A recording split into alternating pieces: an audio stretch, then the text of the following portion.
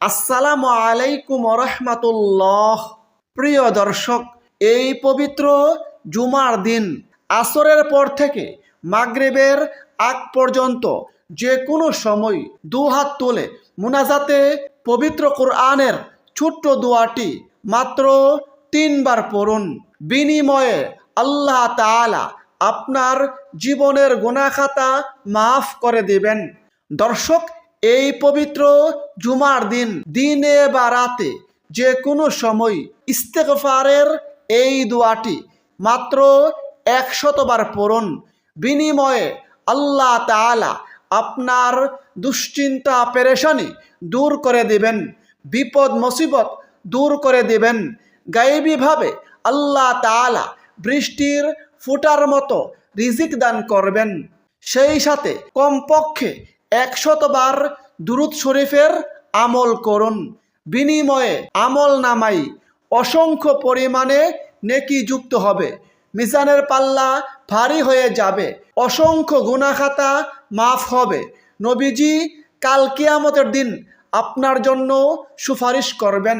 ফলে মৃত্যুর পর হাসতে হাসতে জান্নাতে প্রবেশ করবেন ইনশাআল্লাহ। আজকের এই ভিডিওতে জুমার দিনের গুরুত্ব, ফজিলত ও কিছু গুরুত্বপূর্ণ ফজিলতপূর্ণ আমল সম্পর্কে আলোচনা করব। সুতরাং গুরুত্বপূর্ণ এই ভিডিওটি না টেনে সম্পূর্ণ দেখুন এবং প্রিয়জনের কাছে বেশি পরিমাণে শেয়ার করুন। আর আপনি যদি আমাদের চ্যানেলের নতুন দর্শক হয়ে থাকেন তাহলে চ্যানেলটি সাবস্ক্রাইব করে পাশের বেল আইকনটি অল নোটিফিকেশন করে রাখুন। দর্শক, আজ পবিত্র জুমার দিন বা শুক্রবার, সপ্তাহের মধ্যে শ্রেষ্ঠ দিন। ইসলামের দৃষ্টিতে এই দিনের মর্যাদা ও ফজিলত অনেক বেশি। ফজিলতের কারণে এই দিনকে সাপ্তাহিক ঈদের দিন বলা হয়েছে। হাদিসে রয়েছে, আল্লাহর রাসূল সাল্লাল্লাহু আলাইহি সাল্লাম বলেছেন, জুমার দিন সপ্তাহের মধ্যে শ্রেষ্ঠ এবং তা আল্লাহ তাআলার নিকট অধিক সম্মানিত। ইবনে মাজাহ হাদিস নম্বর 1084। অপর হাদিসে হযরত আবু হুরায়রা রাদিয়াল্লাহু আনহু বলেন, আল্লাহর রাসূল সাল্লাল্লাহু আলাইহি সাল্লাম বলেছেন, দিনগুলোর মধ্যে জুমার দিন সর্বোত্তম। এই দিনে আদম আলাইহিস সালামকে সৃষ্টি করা হয়েছে। এই দিনে তাকে জান্নাতে প্রবেশ করানো হয়েছে এবং এই দিনে তাকে জান্নাত থেকে বের করা হয়েছে। মুসলিম শরীফ হাদিস নম্বর 854। প্রিয় দর্শক, এই পবিত্র জুমার দিনের সবচেয়ে গুরুত্বপূর্ণ আবশ্যকীয় আমল হচ্ছে জুমার নামাজ আদায় করা। জুমার নামাজের গুরুত্ব তুলে ধরে আল্লাহ তাআলা পবিত্র কোরআনে বলেন, হে মুমিনগণ, জুমার দিনে যখন নামাজের আজান দেওয়া হয় তখন তোমরা আল্লাহর স্মরণে দ্রুত ছুটে যাও এবং বেচাকেনা বন্ধ করো। এটা তোমাদের জন্য উত্তম যদি তোমরা বুঝো। সূরা জুমআ আয়াত 9।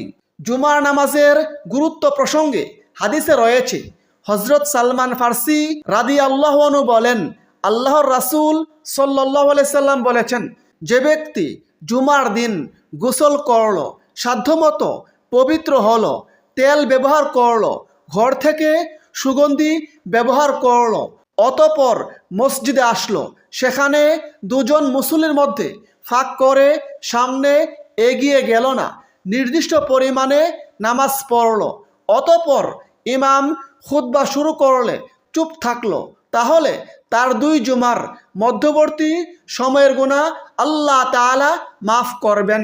সুবহানাল্লাহ। সহিহ বুখারী হাদিস নম্বর 883। অপর হাদিসে হযরত আবু হুরায়রা রাদিয়াল্লাহু আনহু বলেন, আল্লাহর রাসূল সাল্লাল্লাহু আলাইহি সাল্লাম বলেছেন, 5 ওয়াক্ত নামাজ এক জুমা থেকে পরবর্তী জুমা, এক রমজান থেকে পরবর্তী রমজান মধ্যবর্তী সময়ের গুনাহ মাফ করে যদি সে ব্যক্তি সব ধরনের কবিরা গুনাহ থেকে বিরত থাকে। সুবহানাল্লাহ। মুসলিম শরীফ হাদিস নম্বর 233। প্রিয় দর্শক, এই পবিত্র জুমার দিনের অন্যতম গুরুত্বপূর্ণ ফজিলতপূর্ণ আমল হলো বেশি বেশি পরিমাণে রাসূলের প্রতি দুরূদ পড়া। দুরূদ পড়া খুবই গুরুত্বপূর্ণ ফজিলতপূর্ণ আমল। দুরূদ পড়ার নির্দেশ দিয়ে আল্লাহ তাআলা নিজেই পবিত্র কুরআনে বলেন, নিশ্চয়ই আল্লাহ ও তার ফেরেশতাগণ নবীর প্রতি দুরূদ পাঠপূর্বক সালাম প্রেরণ করিয়া থাকে। হে মুমিনগণ, তোমরাও তাহার প্রতি দুরূদ পাঠ করো এবং সালাম প্রেরণ করো। সূরা আহজাব আয়াত 56। তাছাড়া জুমার দিন বেশি বেশি পরিমাণে দুরূদ পড়ার জন্য স্বয়ং রাসূলে কারীম সাল্লাল্লাহু আলাইহি সাল্লাম নির্দেশ করেছেন। এ প্রসঙ্গে হাদিসে রয়েছে, নবীজি বলেন, দিন সমূহের মধ্যে জুমার দিনই সর্বোত্তম। এই দিনে আদম আলাইহিস সালামকে সৃষ্টি করা হয়েছে। এই দিনে তিনি ইন্তেকাল করেছেন। এই দিনে সিংহায় ফু দেওয়া হবে এবং এই দিনে সকল সৃষ্টিকে বেহুশ করা হবে। অতএব তোমরা এই দিনে অর্থাৎ জুমার দিনে আমার ওপর বেশি বেশি পরিমাণে দুরূদ পাঠ করো, কেননা তোমাদের দুরূদ আমার সম্মুখে পেশ করা হয়ে থাকে। সুবহানাল্লাহ। আবু দাউদ শরীফ হাদিস নম্বর 1047। তাছাড়া দুরূদ পড়ার ফজিলত প্রসঙ্গে হাদিসে রয়েছে, যদি কোনো ব্যক্তি একবার রাসূলের ওপর দুরূদ পাঠ করে, বিনিময়ে আল্লাহ তাআলা তার ওপর 10টি রহমত নাজিল করেন, তার 10টি গুনাহ মাফ করেন, তার আমল নামাই 10টি নেকি দান করেন এবং তার মর্যাদা 10 গুণ বৃদ্ধি করেন। সুবহানাল্লাহ। প্রিয় দর্শক, সেক্ষেত্রে আপনি যে কোনো দুরূদ শরীফের আমল করতে পারেন। আজকের এই ভিডিওতে খুবই গুরুত্বপূর্ণ ফজিলতপূর্ণ একটি দুরূদ শরীফ বাংলা উচ্চারণ সহ শিখিয়ে দিচ্ছি। আপনি চাইলে এই দুরূদ শরীফটিরও আমল করতে পারেন। দুরূদ শরীফটি হচ্ছে, আল্লাহুম্মা সল্লি আলা মুহাম্মাদিন আবদিকা ওয়া রাসূলিকা ওয়া আলাল মুমিনিনা ওয়াল মুমিনাতি ওয়াল মুসলিমিনা ওয়াল মুসলিমাত।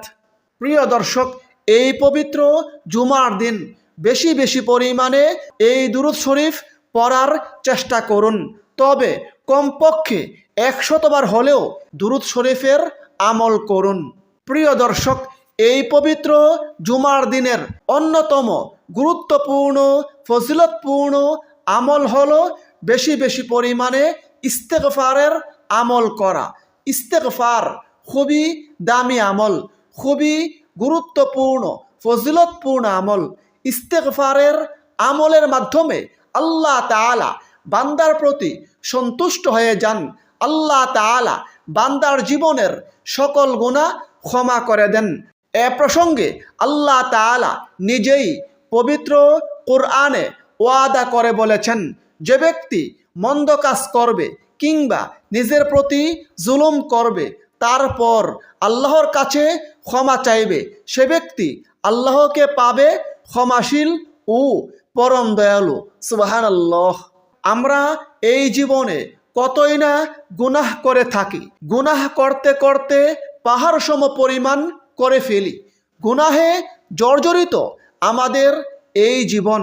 তারপরও যদি আমরা বেশি বেশি পরিমাণে ইস্তেগফারের আমল করি, আল্লাহ তাআলার কাছে ক্ষমা প্রার্থনা করি, তাহলে অবশ্যই আল্লাহ তাআলা আমাদের এই জীবনের সকল গুনাহ মাফ করে দিবেন। এ প্রসঙ্গে আল্লাহ তাআলা নিজেই পবিত্র কুরআনে ওয়াদা করে বলেছেন, হে আমার বান্দারা, যারা নিজেদের প্রতি সীমাহীন জুলুম করেছ, অন্যায় করেছ, তোমরা আল্লাহর রহমত থেকে নিরাশ হইও না। নিশ্চয়ই আল্লাহ তোমাদের সব গুনাহ ক্ষমা করবেন। তিনি ক্ষমাশীল পরম দয়ালু। সুবহানাল্লাহ। সূরা জুমার আয়াত 53। তাছাড়া প্রিয় দর্শক, বেশি বেশি পরিমাণে ইস্তেগফারের আমল করলে আল্লাহ তাআলা আমলকারীর দুশ্চিন্তা পেরেশানি দূর করে দেন, বিপদ মুসিবত দূর করে দেন এবং বেশি বেশি পরিমাণে ইস্তেগফারের আমলকারীকে আল্লাহ তাআলা গায়েবীভাবে এমন উৎস থেকে রিজিক দান করেন যা সে কল্পনাও করতে পারে না। সুবহানাল্লাহ। প্রিয় দর্শক, সেক্ষেত্রে আপনি ইস্তেগফারের যে কোনো দোয়ার মাধ্যমে আমল করতে পারেন। কোরআন এবং হাদিসে ইস্তেগফারের অসংখ্য দোয়া রয়েছে। সেই সকল দোয়া থেকে আজকের এই ভিডিওতে একটি দোয়া বাংলা উচ্চারণ সহ শিখিয়ে দিচ্ছি। সেটি হচ্ছে রব্বি গফিরলি ওয়াতুব আলাইয়া ইন্নাকা আনতাত তাওয়াবুর রহিম। রব্বি গফিরলি ওয়াতুব আলাইয়া ইন্নাকা আনতাত তাওয়াবুর রহিম। অর্থ, হে আমার প্রভু, আপনি আমাকে ক্ষমা করুন, আমার তাওবা কবুল করুন, নিশ্চয়ই আপনি তাওবা কবুলকারী করুণাময়ী। হাদিসে রয়েছে এই দোয়াটি নবীজি এক বৈঠকেই 100 বার পড়তেন। সুতরাং প্রিয় দর্শক, এই পবিত্র জুমার দিনে বা রাতে যে কোনো সময় ইস্তেগফারের এই দোয়াটি অন্তত 100 বার পড়ার চেষ্টা করুন। প্রিয় দর্শক, এই সকল আমল করার পর আজ পবিত্র জুমার দিন আসরের পর থেকে মাগরিবের আগে যে কোনো সময় দুহাত তুলে আল্লাহ তাআলার কাছে দোয়া বা মুনাজাত করুন, কারণ এই সময়ের দোয়া আল্লাহ তাআলা নিশ্চিতভাবে কবুল করে থাকেন। এ প্রসঙ্গে হাদিসে রয়েছে, নবীজি বলেন, জুমার দিনের 12 ঘন্টার মধ্যে একটি বিশেষ মুহূর্ত এমন আছে যে তখন কোনো মুসলমান আল্লাহর নিকট যে দোয়া করে আল্লাহ তাআলা তার সেই দোয়াই কবুল করেন। সুবহানাল্লাহ। অধিকাংশ ইসলামিক স্কলারগণ বলেছেন সেই গুরুত্বপূর্ণ সময়টি হচ্ছে জুমার দিন আসরের পর থেকে মাগরিবের আগ পর্যন্ত। সুতরাং প্রিয় দর্শক, এই গুরুত্বপূর্ণ সময়ে অবশ্যই আল্লাহ তাআলার কাছে বিনয়ের সঙ্গে দোয়া করুন। আল্লাহ তাআলার কাছে দু চোখের পানি ফেলে দোয়া করুন। মুনাজাত করার আগে পুনরায় 3 বার ইস্তেগফারের এই দোয়াটি পড়ুন। আস্তাগফিরুল্লাহ আল্লাযী লা ইলাহা ইল্লা হুয়াল হাইয়ুল কাইয়্যুম ওয়া আতুবু ইলাইহি। তারপর পুনরায় 3 বার দুরূদ শরীফ পাঠ করুন। তারপর দুহাত তুলে আল্লাহ তাআলার কাছে বিনয়ের সঙ্গে কেঁদে কেঁদে এই জীবনের সকল গুনাহের কথা স্বীকার করে ক্ষমা প্রার্থনা করুন। সেই সঙ্গে পবিত্র কোরআনের ছোট্ট একটি দোয়া মাত্র 3 বার পড়ুন। দোয়াটি হচ্ছে রব্বি ইন্নী যালামতু নাফসি ফাগফিরলি।